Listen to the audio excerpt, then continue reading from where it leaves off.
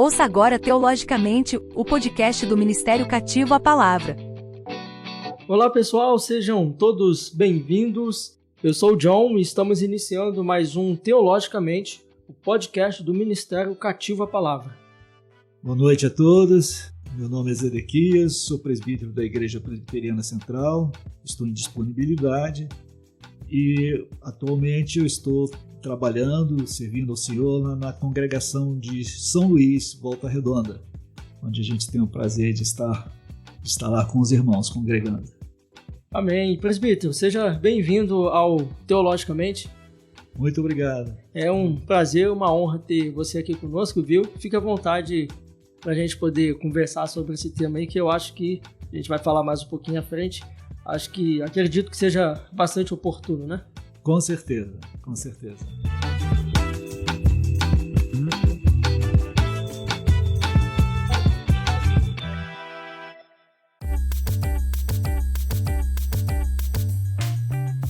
Você que acompanha o Ministério Cativo à Palavra, sabe que os nossos conteúdos são disponibilizados de forma gratuita. E para nós é motivo de orgulho e satisfação saber que você não paga nada para ouvir os nossos podcasts, ler os nossos artigos e devocionais. Mas para manter este projeto de forma gratuita e acessível a todos, alguns gastos são gerados. E como um projeto independente, o Ministério Cativo à Palavra não recebe ajuda de nenhuma instituição. E para continuarmos como um projeto gratuito e independente, contamos com você. Seja o nosso patrocinador. Você pode patrocinar este ministério de duas formas. A primeira opção é financeiramente. Faça uma doação avulsa ou mensal para o nosso ministério. O link para a doação estará na descrição. A segunda opção é através do seu engajamento. Compartilhe, comente e curta os nossos conteúdos. Pois através do seu engajamento, o nosso projeto se tornará cada vez mais relevante na internet, e dessa forma mais pessoas passarão a conhecer o nosso ministério. Lembrando, os valores aqui arrecadados serão utilizados na manutenção e projetos futuros deste ministério. A sua ajuda é fundamental para continuarmos a manter este projeto gratuito e independente. Bem, presbítero, o que a gente vai falar no episódio de hoje? Bom, hoje vamos conversar sobre Abacuque, um dos 12 profetas menores, e vamos lembrar aqui, né, o que acontece na história, ou seja, a história ao longo do tempo ela se repete. Nós veremos isso em 3 tempos. Sim. Então, já entrando na nossa pauta, presbítero, quem escreveu, né, ou quando foi escrito o livro de Abacuque? Quem escreveu o nome é Abacuque mesmo. Sim. Ele devia ser muito conhecido na época dele, porque só diz assim, Abacuque, é como se ele já estivesse apresentado. Todo mundo sabe quem é, sabia quem era na época. O tempo passou e na verdade, né, não foi mais ventilado nada a respeito do nome dele. É interessante Abacuque, porque ele está vivendo um momento que é semelhante ao momento que nós vivemos. Ele era um profeta do tempo lá de Judá, né, já por volta do ano 612 a.C., né, quando vem os caldeus mais tarde sobre Judá. Então ele está nesse pedaço aí, ou seja, ele é contemporâneo de Jeremias e Sofonias, que antecede o povo que foi levado para a escravatura lá na Babilônia. E também é contemporâneo de Ezequiel e de Daniel, que já estão no cativeiro. Então, ele está por aí nesse meio. Uhum. E a gente pode ver no capítulo 1, né? Faz referência ao capítulo 1, versículo 1, né? Sim, no capítulo 1, versículo 1, é interessante o seguinte, que é a epígrafe do livro dele. Uhum. E começa dizendo assim, sentença revelada ao profeta Abacuque. Uhum. Ora, quando você tem uma sentença é porque uma causa foi julgada e já tem ali o que é que vai acontecer. Está determinado, é a sentença. Sim. Quando alguém mata alguém, recebe a sentença, tantos anos de prisão. Sim. No caso aqui, Abacuque está trazendo a sentença sobre o povo de Judá. Uhum. Então, essa é a sentença dele. Acredita-se também que o livro do profeta Abacuque foi escrito no ano 620 a.C., né? No reinado de Josias, seria isso? Por aí, nessa parte. Por quê?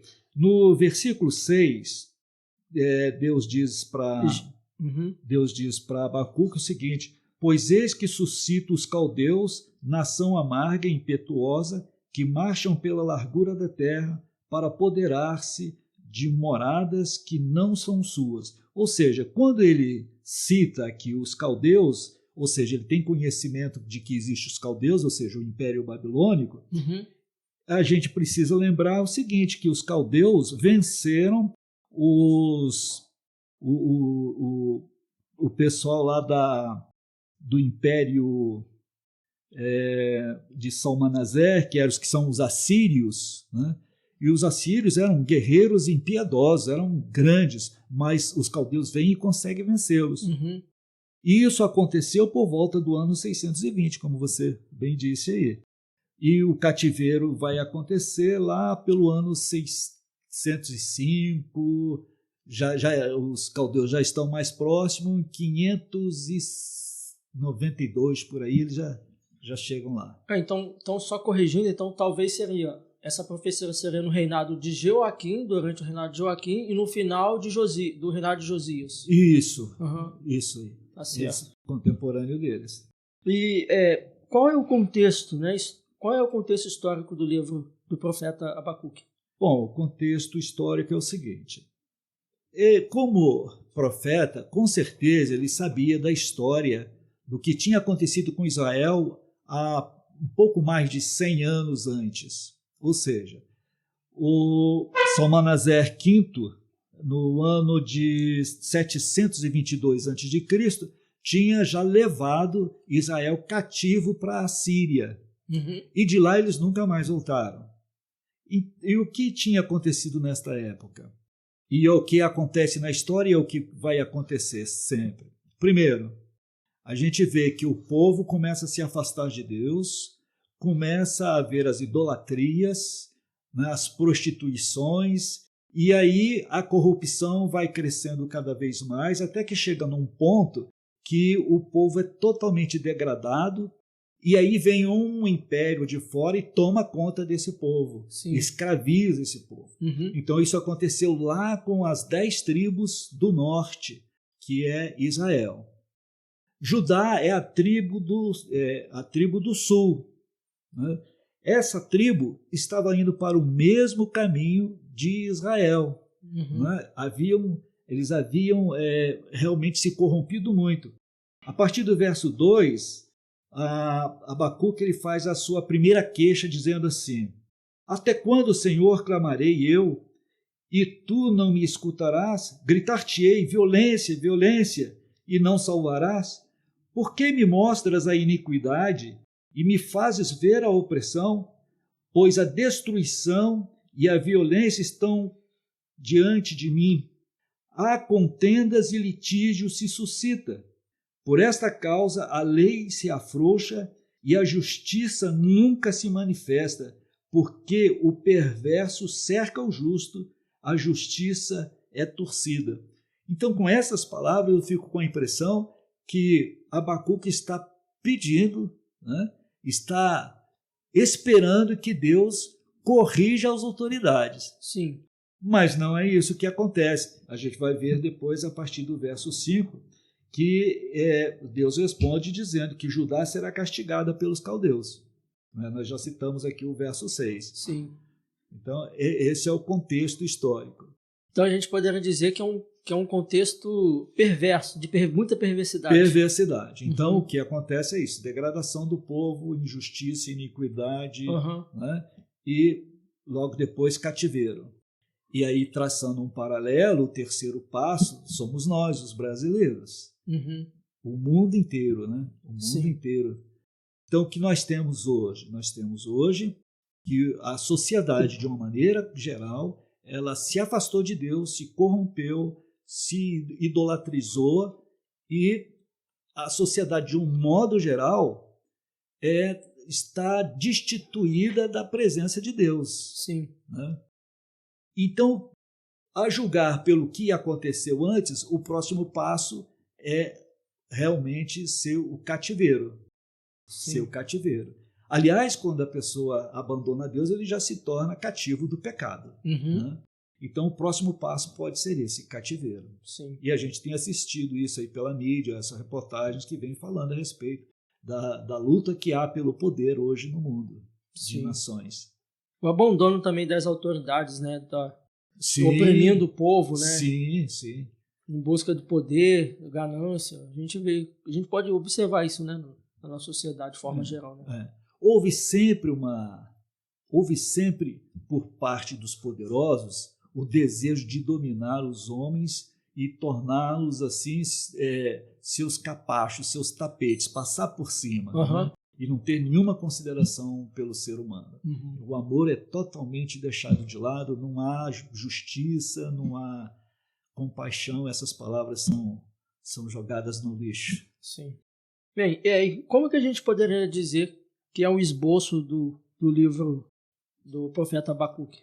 Bom, nós temos aqui, como vimos, né, as divisões do livro. As divisões, nós temos lá a sentença, né, o epígrafe, tem a primeira queixa, que nós já lemos, depois vem a primeira resposta de Deus, que é do versículo 5 até o versículo 11, do versículo 12 até o capítulo 2, verso 1, nós temos a segunda queixa de Abacuque.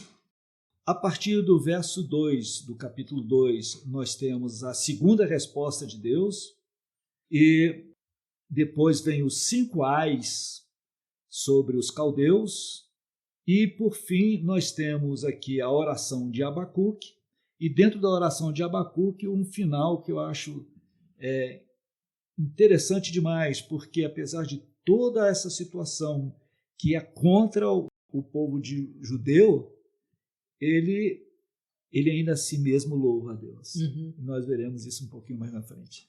Amém. Então é um livro pequeno, né? Abacuque é considerado um dos profetas menores, né? É um dos 12 profetas menores, são só 3 versículos, 3 capítulos, né? E é realmente interessante. E muito, prestando atenção aqui no que está se falando, eu diria o seguinte, ele é muito atual. Sim. Ele pode nos abrir a mente para a gente entender coisas que estão acontecendo hoje. E eu quero aqui trazer uma observação, que é o seguinte: o último carnaval que nós tivemos, nós vimos uma cena de Jesus Cristo sendo escorraçado no meio da multidão. Esse foi o último carnaval que tivemos. De lá para cá não tivemos mais carnaval. É como se Deus falar, isso não. Vocês encheram a medida, não tem mais espaço. Sim.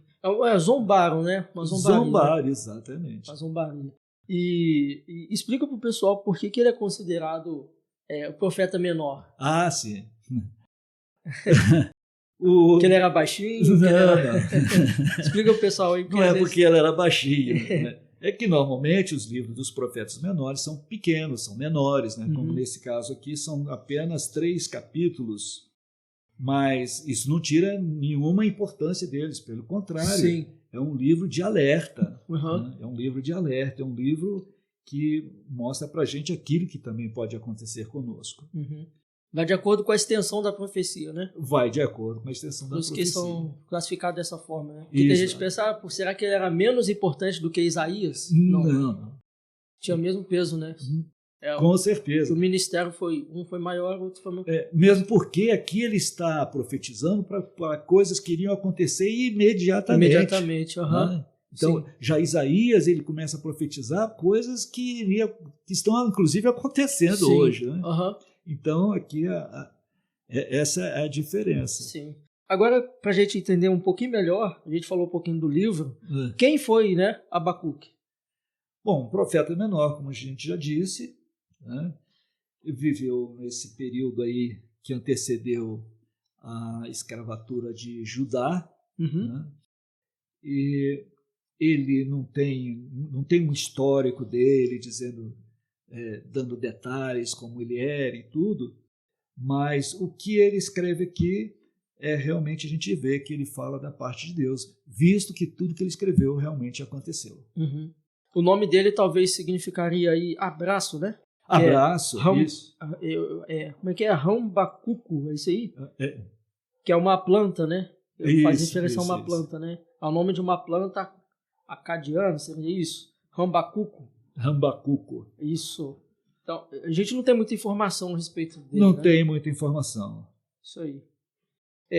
E qual foi o objetivo do livro do profeta Abacuque? Bom, a gente vê no capítulo 1, do verso 1 até o verso 4, a questão que ele coloca, que é a iniquidade crescendo absurdamente em Israel. Uhum. Ele não desce muito a detalhes, mas a gente já observa que ele deixa bem claro essa situação. Eu penso que Abacuque está aqui querendo, como nós hoje estamos, né, pedindo a Deus que intervenha nessa situação do Brasil, do mundo, né? Uhum. Igual aconteceu no Afeganistão, a gente fica pedindo a Deus que entre com providência. Então, a impressão que me passa é que também Abacuque está aqui pedindo a Deus que intervenha, né, na história e que mude a sorte do povo, né? Sim. Mas não é isso que acontece, né? E a resposta que Deus dá à primeira queixa de Abacuque, ele diz assim a partir do verso 5: Vede entre as nações, olhai e maravilhai-vos e desvanecei, porque realizo em vossos dias obra tal que vós não crereis quando vos for contada. Ou seja, ele está falando que vai acontecer uma coisa fora do comum. Né? E aí ele vem dizendo, no verso 6 que nós já vimos, vamos repetir: Pois eis que suscita os caldeus, nação amarga e impetuosa, que marcha pela largura da terra, para apoderar-se de moradas que não são suas. Eles são pavorosos e terríveis, e criam eles mesmos o seu direito e a sua dignidade. Em outras palavras, a cultura dos caldeus totalmente diferente da cultura dos judeus. Né? Apesar de estar degradada a cultura dos judeus, né? Ainda assim, a dos caldeus era pior. Pior ainda. Pior ainda. Tanto é que Abacuque, lá na frente, ele vai falar assim: oh, meu Deus, não és tu desde a eternidade, ó Senhor, meu Deus, ó meu santo, não morremos, ó Senhor, para executar juízo puseste aquele povo? Tu, ó rocha, o fundaste para servir de disciplina? Ou seja, o Senhor escolheu uma pessoa, um povo pior do que o nosso para nos corrigir. Sim. Então eles realmente eram piores, né? E a gente, assim, Abacuque teve a resposta que ele esperava da parte de Deus? Ele teve a resposta, mas não é a que ele queria, não. Não é a que ele queria, Não é a que ele queria, porque ele queria que as autoridades, pelo que nós podemos entender, as autoridades fossem corrigidas. No entanto, Deus, respondendo essa primeira queixa, Deus está dizendo que vai trazer os caldeus sobre Judá. Então, a resposta vai ser todo mundo corrigido, inclusive o povo, que foi o que aconteceu. Sim. E o povo acabou sendo levado de escravo para a Babilônia. Nem sempre Deus vai fazer conforme a gente pede, né? Deus tem o seu plano, tem os seus objetivos, e mesmo que às vezes nossas orações sejam virtuosas, né? Tem que ser a vontade de Deus, ela sempre vai prevalecer. Isso. Ainda que não seja aquela que a gente queira, né? E a descrição que Deus faz a respeito do povo caldeu é realmente para dizer que a correção será, digamos assim, incisiva. Né? E ele diz assim, a partir do verso 8: Os seus cavalos são mais ligeiros do que o leopardo, mais ferozes do que os lobos ao anoitecer são os seus cavaleiros que se espalham por toda parte. Sim, os seus cavaleiros chegam de longe, voam como águia que se precipita a devorar. Então o pessoal está falando aqui, Deus está falando aqui de um pessoal que não tinha nenhuma pena, né? Eles vinham realmente para arrasar. Então essa é a primeira resposta de Deus, né, para para o povo, para o Abacuque, dizendo o que ia acontecer com o povo, né? E que a correção realmente viria. E aí Abacuque faz, né, a sua segunda queixa, que nós já começamos a falar aqui a partir do verso 12, né? Dizendo, oh meu Deus, você está mandando um povo pior do que a gente para nos corrigir? Sim. Né? E aí, né, não sei se cabe, né, mas cabe sim. Nós observamos na geopolítica hoje que nós temos aí o país vermelho, né, o do dragão, e ele está realmente crescendo muito em domínio. Na África, por exemplo, ele tem muitos países que já estão sob seu domínio. A própria ONU tem muita gente lá dentro da ONU que é desse país e que está dominando. Né? Segundo a mídia, dentro dos Estados Unidos, eles têm um poder muito grande ao ponto de influir nas eleições. Aliás, né, hoje é um dia interessante porque deve vir alguma notícia dos Estados Unidos a respeito do que houve nas eleições e o que vai acontecer. Sim. Então, vamos aguardar aí, né? Até a publicação desse podcast, né? Vamos aguardar aí. Exato. Mas hoje, né? Hoje, sim, eu vou dizer que hoje, dia 24, às 20 horas e 10 minutos, a gente sabe que nos Estados Unidos está sendo feito lá um trabalho com relação às eleições que houveram e que a gente pode ter surpresas aí. Sim. Vamos aguardar. Mas isso prova que esse povo, né, esse povo do dragão vermelho, eles têm realmente muito poder, eles têm muito dinheiro, né? E uma das coisas que eles conseguem fazer com maestria é realmente imobilizar os seus adversários. Eles têm técnicas, né, de como guerrear sem dar um tiro. De certa forma, influenciando mais a cultura, a mídia, a informação, né? Sim, sim, eles fazem isso. Que não é o que está acontecendo aqui no caso dos caldeus, porque os caldeus eles vinham com armas mesmo, aí era sangue no olho e sangue do inimigo na terra, né? Então era dessa maneira. Mas essa guerra agora que nós estamos vivendo é uma guerra mundial, silenciosa, né? Mas para que serve a guerra? Para quem ganhar a guerra ter mais poder, ter mais território, ter mais riqueza, ter mais benesses. Né? E é isso que eles estão fazendo. Eles estão avançando, né? Por exemplo, aqui no Brasil, o porto de Paranaguá, 90% já está sob controle desse povo. Né? Nós temos, acho que a maior cooperativa de grãos no sul já está na mão deles. Nós temos também companhias de geração de energia elétrica, né? Represas de energia elétrica para geração de energia elétrica, que já estão na mão deles. Então, eles estão vindo, né? Só que silenciosamente, e a gente não está... Gradativamente, né? Então, essa é a situação. E observa o seguinte, o Brasil veio se degradando, na corrupção, na iniquidade, na idolatria, até que chegou o ponto no carnaval de afrontar a Deus, né?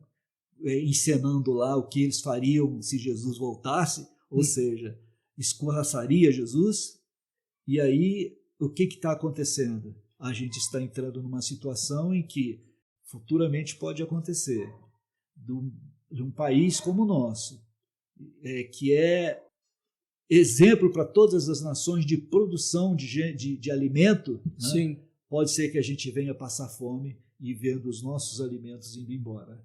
Então isso é muito triste. A gente tem que orar mesmo a Deus, né? E pedir para que Deus tenha aí a gente fica na situação de Abacuque. Por quê? Porque Abacuque aqui está pedindo a Deus para livrar dessa situação. Mas Deus está falando, não vou livrar. Não vou livrar. Eu vou trazer correção. Né?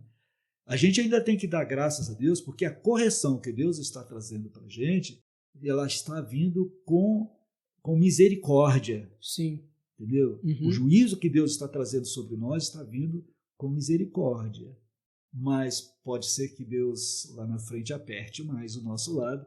E aí sobra para a gente, né, aquilo que está lá em 2 Crônicas, capítulo 7, versículo 14. Né? Eu acredito que isso aqui seria importante se as pessoas atentassem para essa questão, que o que é que pode realmente nos livrar, né, de sermos escravos. Mas nos nossos dias, escravos, sim. Escravo é aquele que trabalha e o outro come, sim, aquilo que ele trabalhou. Né? Uhum. Então, isso de certa forma já acontece. Né? Mas o que é que pode fazer isso? O que pode fazer isso é se a gente atentar aqui para o versículo 14 de 2 Crônicas 7, que diz: se o meu povo que se chama pelo meu nome se humilhar e orar e me buscar e se converter dos seus maus caminhos, então eu ouvirei dos céus e perdoarei os seus pecados e sararei a sua terra. Estarão abertos os meus ouvidos e atentos os meus ouvidos à oração que se fizer neste lugar. Melhor, estarão abertos os meus olhos e atentos os meus ouvidos. Então, a nossa parte aqui é exatamente essa. Primeiro, se humilhar. E se tem um negócio difícil da gente fazer, é isso. Se humilhar. Porque humilhar, você tem que reconhecer que você errou. Ninguém gosta de reconhecer que errou. E reconhecer que errou... Não, eu falo isso como um pai. Às vezes você briga com seu filho injustamente, às vezes ele não fez tal coisa e você briga com ele e depois você chegar e fala: seu filho, me desculpe que eu briguei ali. Às vezes você não faz isso. Né? Pois é, olha só. Então, se humilhar, a pessoa tem que ser honesta com ela mesma, uhum, né? E ter a hombridade de examinar a sua vida, não conforme a sua maneira de pensar, mas conforme aquilo que está na palavra de Deus. Né? uhum. Pega lá os 10 mandamentos e vê quantas vezes você se desviou dele.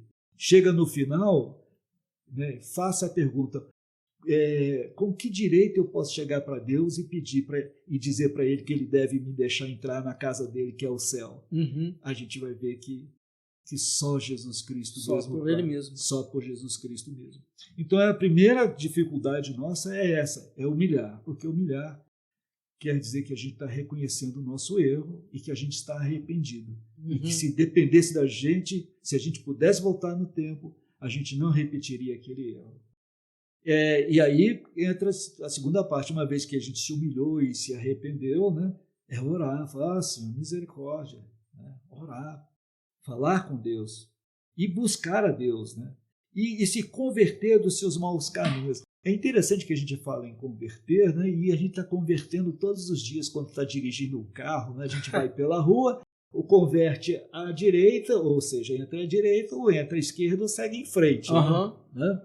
Então, quando fala em se converter dos seus maus caminhos, significa que as pessoas estão no mau caminho. Então, chegar a essa conclusão que a gente está no mau caminho, e converter é sair desse mau caminho e se converter a Cristo, ou seja, virar na direção de Cristo. Uhum. Esse é realmente o ideal.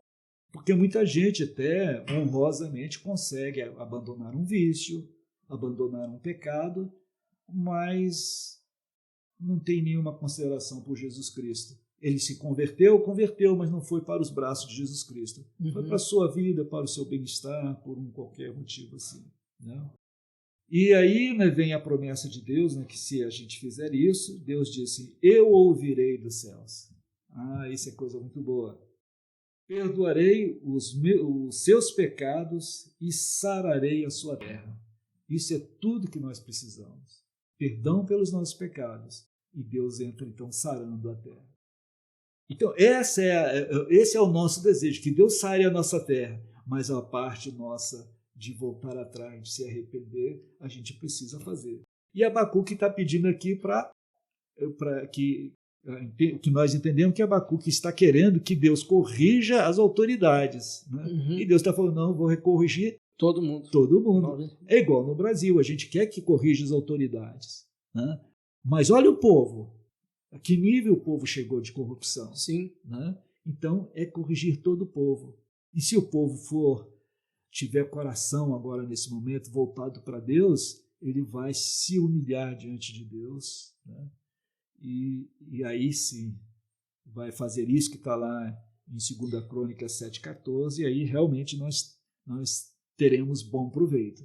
É a mesma pessoa que está reclamando que o político é ladrão, que o político rouba, só quer levar vantagem, é o mesmo cara que está furando a fila do mercado, é o mesmo cara que recebeu um troco a mais e não devolveu. É verdade. É o mesmo cara, né? Então, como diz o pessoal, né? A ocasião faz o ladrão. A ocasião faz o ladrão, né? Então, quando isso acontece, quando a pessoa se torna ladrão por causa da ocasião, né, ele está sendo tão corrupto quanto os outros. Exatamente. Né? Então não tem jeito. Bem, e o Novo Testamento, presbítero, ele faz alguma referência a Abacuque? Olha, nós temos 3 referências a Abacuque, a gente vai ver aqui mais na frente, que é o seguinte: no capítulo 2, a partir do verso 2, a gente vê o Senhor dando a segunda resposta a Abacuque. Abacuque faz a segunda reclamação, vamos dizer assim, né? A segunda queixa, né? E agora Deus vai dar a segunda resposta. A partir do verso 2 do capítulo 2 diz assim: o Senhor me respondeu e disse: escreve a visão, grava sobre tábuas, para que possa ler até quem passa correndo. Ora, então tinha que ser uma coisa escrito bem grande. Eu acho que aqui foi o lançamento de outdoor, né? Bem grande. Bem grande, para quem passa correndo possa ler. Sim. Né? Porque a visão ainda está para cumprir-se no tempo determinado, mas se apressa para o fim e não falhará. Então o que é para escrever? Né? Aliás, vem dizendo ainda mais: se tardar, espera-o, porque certamente virá, não tardará. Então, no verso 4, vem dizendo o que é para escrever nesse outdoor, que é o seguinte: eis o perverso, sua alma não é reta nele, mas o justo viverá pela fé. O justo viverá pela fé. Essa pequena frase, o justo viverá pela fé, nós vamos encontrar em Hebreus, capítulo 10, 37 e 38, em Romanos 1, 17, que faz parte, né, da reforma protestante, quando Martinho Lutero se deu de frente com esta frase, o justo viverá pela fé, ele falou: opa, peraí, então não é por compra de indulgência, não é por sacrifício próprio, não é por capacidade própria, mas ele vai viver pela fé. E aí ele acabou depois fazendo as suas 95 teses, né, que está aí para a gente poder verificar e tirar boas lições dela. E também em Gálatas capítulo 3, verso 11. Então, nesses três textos nós vemos uma citação não direta assim, de Abacuque, mas daquilo que Abacuque escreveu. O justo viverá pela sua fé. Fazendo referência aí a Abacuque. Eu acho que Atos capítulo 13, se eu não me engano também. Atos 13? Atos 13, versículo 41. Atos 13, 41. Eu acho que faz uma referência a Abacuque. Deixa eu ver. Está aqui. Vede, ó desprezadores, maravilhai-vos e desvanecei, porque eu realizo em vossos dias obra tal que não crereis se alguém vô-la contar. Aqui está falando exatamente o versículo anterior, né? No texto anterior, que é no capítulo 5, no versículo 5 de Abacuque. Vede entre as nações, olhai e maravilhai-vos e desvanecei, porque realizo em vossos dias obra tal que vós não crereis quando vos for contado. Então, praticamente as mesmas palavras são ditas lá na frente no livro de Atos. E essa referência de Gálatas capítulo 3, versículo 11, qual seria? Gálatas 3, 11.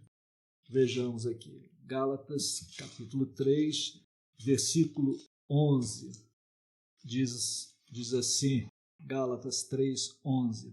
E é evidente que pela lei ninguém é justificado diante de Deus, porque o justo viverá pela fé. Novamente aí. Novamente nós temos aqui falando a respeito, com as mesmas palavras de Abacuque.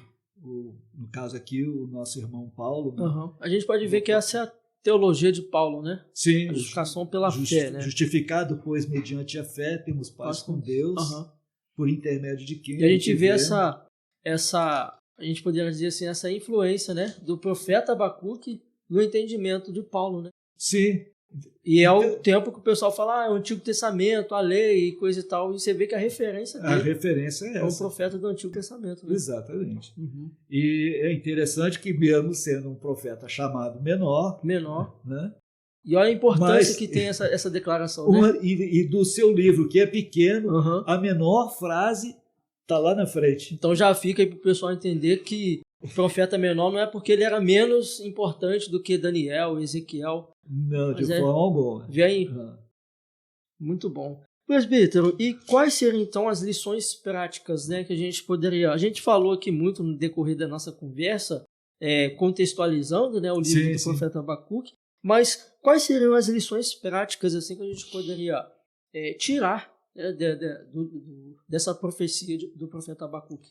Bom, primeiro, o seguinte que eu vejo aqui é que quando Deus dá a sentença, não tem segunda instância. Né? Foi dada a sentença. Abacuque até ora e pede a Deus, e eu acho interessante aqui, e aqui no capítulo 2, versículo 1, quando Deus dá a segunda, antes de Deus dar a segunda resposta para ele diz o seguinte: por-me-ei na minha torre de vigia, colocar-me-ei sobre a fortaleza e vigiarei para ver o que Deus me dirá e que resposta eu terei à minha queixa. Ou seja, aqui ele fala assim, vou me recolher à minha insignificância, porque Deus é muito, muito, infinitamente maior, né? E ele tem todas as coisas sob seu controle, e vou observar o que Deus vai me responder. Então, essa é uma boa lição, a gente começar agora, nesse momento, observar o que é que Deus está fazendo. Nós, brasileiros, o que é que Deus está fazendo conosco no Brasil? Sim. Como é que está o povo hoje? Olhando para trás e vendo o que aconteceu, assim como Abacuque olhou para trás e viu o que aconteceu com Israel, e ele sentiu e Deus falou com ele o que iria acontecer, então a gente também comece a olhar e ver que Deus está falando através da história. Deus está falando de forma assim bem clara conosco. Sim. Né? É só prestar atenção no que está acontecendo, né? e ver que Deus está falando. E se ligar a Deus e botar realmente fé na palavra de Deus, porque o justo viverá pela fé. Então essa é uma lição que eu acredito ser realmente muito importante. Outra lição que a gente vê aqui é que mesmo para os caldeus, que era, digamos assim, a potência mundial, né? Mesmo para eles, Deus vem aqui dizendo que iria acontecer com eles. Né? São 5 ais, né? Ai daquele que acumula o que não é seu, que os caldeus metiam a mão nas coisas dos outros, né? E isso aqui é pessoal também. Ai de quem lança a mão nas coisas dos outros, né? O segundo ai daquele que ajunta em sua casa bens mal adquiridos, né? Servia lá para os caldeus, mas serve também para nós, né? O outro ai daquele que edifica a cidade com sangue e fundamenta com iniquidade. Então, toda essa injustiça que nós estamos vendo acontecer no Brasil e no mundo, né? Deus vai visitar toda essa iniquidade. Sim. Né? O outro ai daquele que dá de beber ao seu companheiro, misturando a bebida, o seu furor, e que embebeda para lhe contemplar a vergonha. E aí a gente precisa lançar entendimento sobre isso aqui. Quando se trata de uma nação para outra, ai daquele que faz o outro errar, né, para tirar proveito dele. Sim. Né? Ai daquele que corrompe a outra pessoa para vê-lo em situação deplorável. Né? Então isso é pessoal também, embora seja aplicado para nações. E ele faz aqui uma pergunta. Que aproveita o ídolo, visto que o seu artífice o esculpiu? E a imagem de fundição, mestra de mentiras, para que o artífice confie na obra, fazendo ídolos mudos? E aí ele vem dizendo, o último ai. Ai daquele que diz à madeira, acorda, e a pedra muda, desperta. Pode o ídolo ensinar? Eis que está coberto de ouro e de prata, mas no seu interior não há fôlego nenhum. E ele continua dizendo, o Senhor, porém, está no seu santo templo, cale-se diante dele toda a terra. Presta atenção em Deus, entendeu? Porque ele tem os seus juízos para todos, e a gente tem que dar graças a Deus, porque no momento ele está exercendo o seu juízo ainda com misericórdia.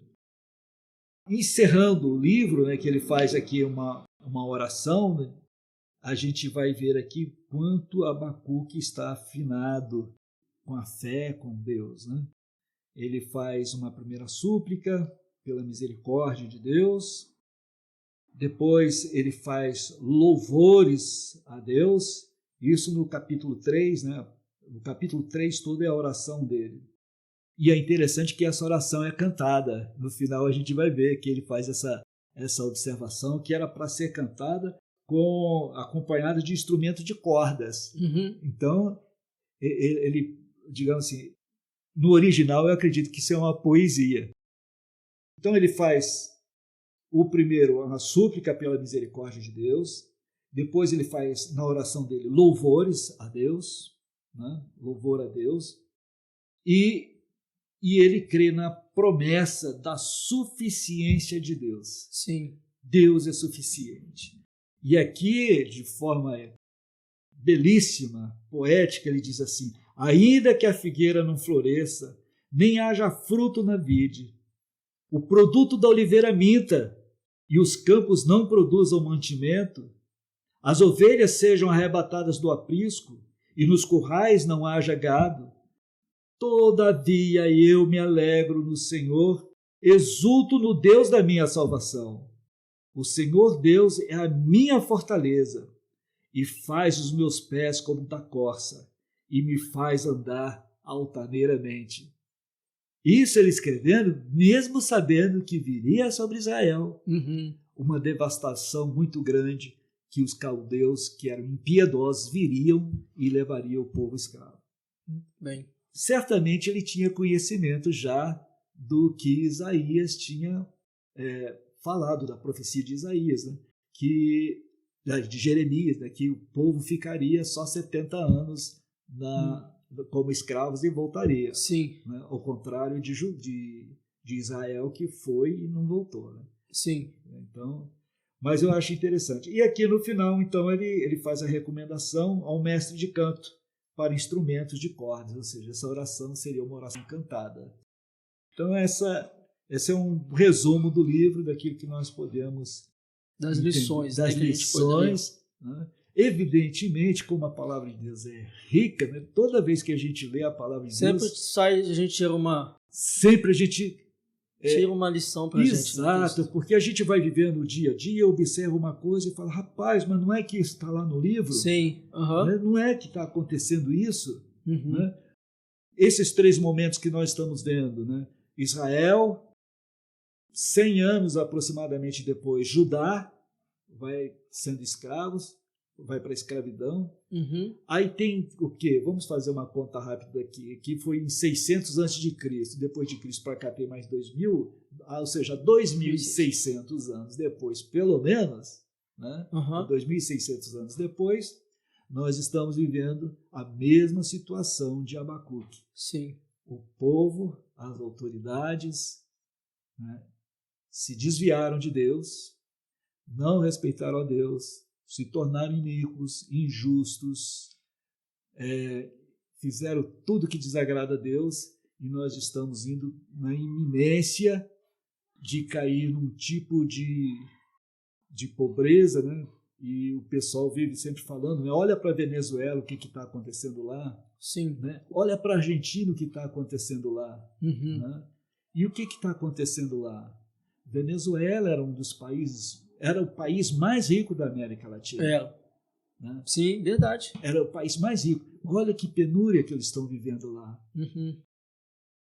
Cuba já foi um país magnífico, rico. Olha como eles estão vivendo lá.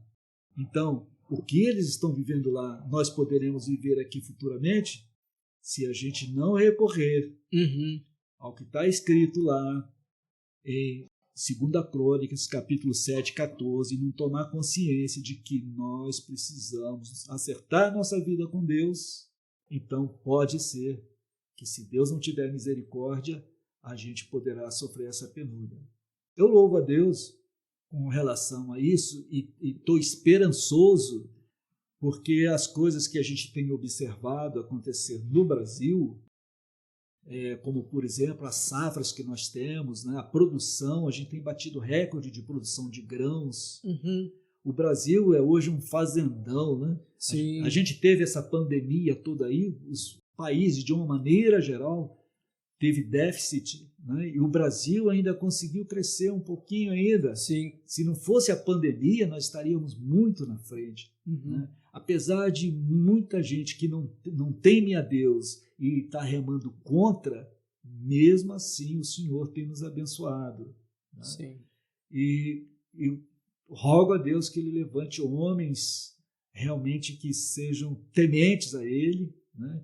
Que nos direcione nesse caminho de saber que o Senhor é Deus, foi Ele que nos fez e Ele tem todo o poder sobre a nossa história. Sim. E aí eu fico na mesma situação de Abacuque, que é pedindo a Deus: Senhor, tem misericórdia da gente. Não deixa um povo que é pior do que a gente, pior do que a gente, que não te conhece, que não tem respeito nenhum pela vida, que não... pela família. Isso, nada. Pela liberdade. Nada. Eles querem, na verdade, acabar com a família. Por quê? A família é o menor... a célula da sociedade é a família. Se você acabar com a célula, você acaba com a sociedade. Sim. Né? Acabando com a sociedade, você divide toda a sociedade. Dividindo a sociedade, a gente dividido, a gente se torna fraco. Eles vêm e reinam sobre a gente. Sim. E a gente estão... Eles querem instaurar o caos para vir, né, depois como se fosse a salvação, né? Eu acredito que nem eles estão preocupados em ser salvação, não. Eu lembrei aqui de uma história que tem num livro chinês, que é um livro recomendado, né, para esse pessoal que lida com guerra. E lá está contando a seguinte história, que um certo general foi chamado por um rei... A arte da guerra, você diz? Isso. A arte da guerra. Foi chamado por um rei para botar ordem no império dele, né? A partir, inclusive, do seu palácio, né? Porque todo mundo era feliz e tudo, mas as coisas não saíam na hora certa. Sim. Entendeu? Então a camareira, ele perguntava: e aí, os quartos já estão arrumados? Não, já estou acabando de fazer, já daqui a pouco vou lá e tal. Dá uma desculpa assim: tá bom, vai lá, arruma. Aí, e o outro lá: e esse almoço, sai ou não sai? Não, já tá, daqui a pouco, espera um pouquinho aí, rei. Então, sabe, era um negócio... Uma desordem. Era muito desorganizado. Então esse general é chamado lá para ensinar o rei como comandar o seu palácio e dali para frente comandar todo o seu reino. E esse homem que vai lá, chamado pelo rei, ele reúne todo mundo no salão, todos os serventuários do palácio no salão de festa. E aí, né, que foi uma gaiatice só, né, porque salão de festa e não sei o quê, na hora de trabalho, então o pessoal fazendo uma festa. E ele virou então para o rei e disse assim: olha, se a ordem não for clara, se o pessoal não entender a ordem, você não pode exigir nada deles, então a gente precisa ser claro. Sim. Aí ele falou assim: eu vou te mostrar como se faz isso, até que todo mundo atenda o teu comando. Quem é a moça mais amada aqui entre vocês, que vocês mais gostam? Perguntou para os serventuários. E era também a predileta do rei. É a fulana ali, realmente uma moça maravilhosa, linda e tudo, né? Ele pegou, separou e colocou ela sentada num lugar de destaque. e explicou para o pessoal que quando ele dissesse assim, direita, vou ver, todo mundo teria que virar para a direita. Uhum. Com muita dificuldade, botou o pessoal em forma, e quando ele disse direita, vou ver, um virou para a direita, outro virou para a esquerda. Uma bagunça danada. Aí foi aquela farra. Aí ele, com maior paciência, explicou o que era direita, o que era esquerda, botou lacinho no braço do pessoal para esse lado que é o direito. Uhum. E foi fazendo assim, né? Repetiu, né? Aí perguntou pro pessoal, vocês entenderam? Entendemos. Então vamos fazer direita, vou ver. Aí um virava, o outro não virava, o outro perguntava se era para virar. Uhum. Aí ele virou pro soldado dele e deu a ordem. Corta a cabeça dela. Ou seja, daquela moça mais querida de todo mundo. Corta a cabeça dela. E aí ela foi decapitada. Aquilo ali ficou todo mundo extasiado quando viu a cabeça da mulher rolando no chão. Aí ele falou, se vocês não fizerem o que eu mandar, como eu estou mandando, vocês não terão outra sorte. Direita, vou ver. Todo mundo virou certinho, ninguém riu, ninguém ficou com galhofa. Uhum. Esquerda, vou ver. Todo mundo virou certinho. O silêncio reinou. E aí ele vira para o rei e diz para o rei, é assim, se você não for capaz de castigar, você não tem como premiar. E se você não tiver como castigar e premiar, você não tem comando. Daqui para frente, eu ponho esse pessoal para lamber o chão, lamber teus pés. E realmente colocaria. Uhum. E é isso que se faz. A ética desse povo é diferente da nossa. Eles não têm, por exemplo, na ética dele, o não matarás. A ética deles não fala isso. E a gente está diante de uma situação assim. Se mentir traz proveito para eles, eles mentem porque eles se movem quando eles vão ter vantagem, eles se movem. Uhum. Seja mentindo, matando, com justiça ou injustiça, não interessa. Eles lançam mão disso daí. Lá não tem não matarás, não roubarás, não adulterarás. Se tiver vantagem, como disse já um mais recente, né, governador lá na China, não interessa a cor do gato, interessa que ele pegue o rato. Ou seja, os fins justificam os meios. Sim. Lamentavelmente assim. E por isso eu acho realmente esse livro de Abacuque muito atual, porque está mostrando para a gente que aconteceu lá atrás.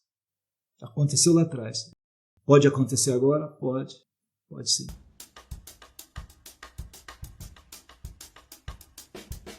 Muito bem, pessoal, estamos chegando ao final de mais um episódio e eu gostaria de ouvir as considerações finais do nosso querido, amado presbítero Zedequias. Eu agradeço, a oportunidade de estar aqui conversando com você a respeito desse livro. Recomendo a todos que abra o livro de Abacuque e leiam. Você pode somar o livro de Abacuque em Deuteronômio, capítulo 28, que vai falar a respeito das bênçãos e maldições. Sim. E como Deus foi muito claro lá a respeito da norma, daquilo que Ele quer, e o que Ele faria se a gente fosse obediente, e o que Ele faria se a gente não fosse obediente. Então, aí dá um entendimento maior ainda a respeito desse livro de Abacuque. E a gente precisa realmente ter a humildade de nos examinar honestamente diante de Deus, e aí a gente vai ver que a gente não tem sido conforme Deus gostaria que a gente fosse. E aí se humilhar, orar, se retratar, se arrepender, se converter a Cristo Jesus. Por quê? Porque o justo viverá pela fé. Da ótica de Jesus Cristo, esse momento que nós estamos vivendo agora, nós devemos nos alegrar. Sim. Por quê? Porque está perto a nossa redenção. Está perto a nossa redenção. Então, isso é uma coisa que devemos viver com fé. Essas são, então, as minhas considerações finais, né, a respeito do nosso bate-papo aqui. Sim, e eu diria aqui também, né, a respeito de tudo que a gente falou, né, presbítero, que mesmo que, como no final do livro, né, ele vai, Abacuque, ele vai falar, né, ainda, né, todavia eu me alegro no Senhor, exulto no Deus da minha salvação. Apesar da pandemia, apesar desse momento que a gente está vivendo, né, essas incertezas envolvendo na área da ciência, né, vacina, não vacina, coloca máscara, tira máscara, essas oscilações no poder, né, que nós estamos vendo, ainda que tudo isso esteja acontecendo, que a nossa maior esperança, né, a nossa fé, seja no Senhor nosso Deus, que a gente possa se alegrar sempre, Deus. O povo de Deus, ele não deve se alegrar no político A ou no político B, nada contra, né, na sua individualidade, você ter o seu político, mas não é a vacina que vai nos salvar, né? Não é o político A ou o político B que vai nos salvar. Quem nos salva é o nosso Senhor, o nosso Deus, por meio de seu Filho. E é nele que nós devemos nos alegrar, né, presbítero? Sem dúvida nenhuma. Sem dúvida nenhuma. A nossa fé tem que estar no Deus da nossa salvação. E conforme disse aqui o Sofonias, o Senhor é a minha fortaleza e faz os meus pés como da corça e me faz andar altaneiramente. Então, andar altaneiramente aqui, andar sem medo. Sim. Porque o nosso Deus cuida de nós. Amém. Lancemos sobre Deus as nossas ansiedades, porque Ele tem cuidado de nós. Amém. Amém. Amém. Presbítero Zedequias, eu quero agradecer ao Senhor pela sua disponibilidade, agradeço ao Senhor pelas suas palavras, que as suas palavras ditas aqui possam abençoar muitas vidas, né? Aqueles Amém. que vão estar ouvindo esse episódio de podcast. E eu quero agradecer a você também que nos ouviu. Muito obrigado por ter nos ouvido até o final. Obrigado pela sua participação. E até a próxima, se Deus quiser. Você ouviu Teologicamente, o podcast do Ministério Cativo à Palavra.